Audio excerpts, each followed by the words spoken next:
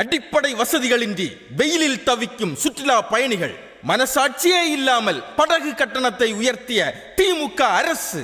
சர்வதேச சுற்றுலா தலமான கன்னியாகுமரிக்கு தினமும் ஆயிரக்கணக்கான சுற்றுலா பயணிகள் வந்து செல்கின்றனர்.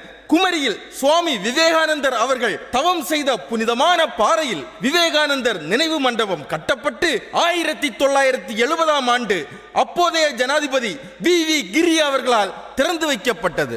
அன்று முதல் இன்று வரை 8.5 கோடிக்கும் அதிகமான மக்கள் விவேகானந்தர் நினைவு மண்டபத்தை பார்வையிட்டுள்ளனர். குமரிக்கு வரும் சுற்றுலா பயணிகள் விவேகானந்தர் நினைவு மண்டபம், திருவள்ளுவர் சிலை, கண்ணாடி பாலம் ஆகியவற்றை பார்வையிட கடல் வழியே படகு பயணம் செல்கின்றனர்.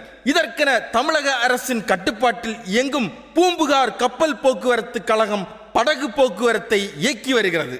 அதிமுக ஆட்சி காலத்தில் எம்ஜிஆர் நூற்றாண்டு விழாவின் போது புதிதாக 2 படகுகள் விடப்பட்டு சுற்றுலா பயணிகளின் அடிப்படை வசதிகளும் மேம்படுத்தப்பட்டன.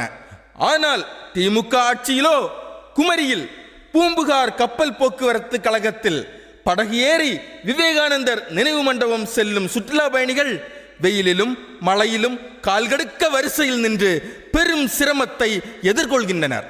பூம்புகார் கப்பல் போக்குவரத்து கழகத்தில் சுற்றுலா பயணிகளுக்கு சரியான இருக்கை வசதியோ இளைப்பாறும் வசதியோ செய்யாத திமுக அரசு படகு கட்டணத்தை மட்டும் 75 ரூபாயிலிருந்து 100 ரூபாயாக உயர்த்தியுள்ளனர்.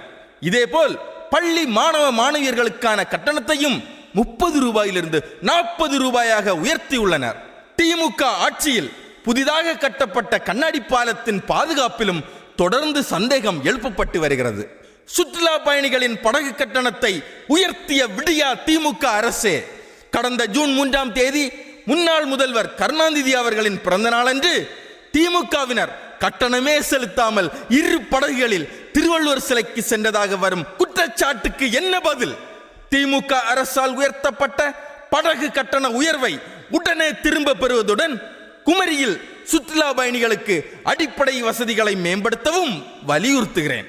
கோரிக்கை வெல்லும் வரை என் குரல் ஓங்கி ஒலிக்கும். என்றும் மக்கள் பணியில்.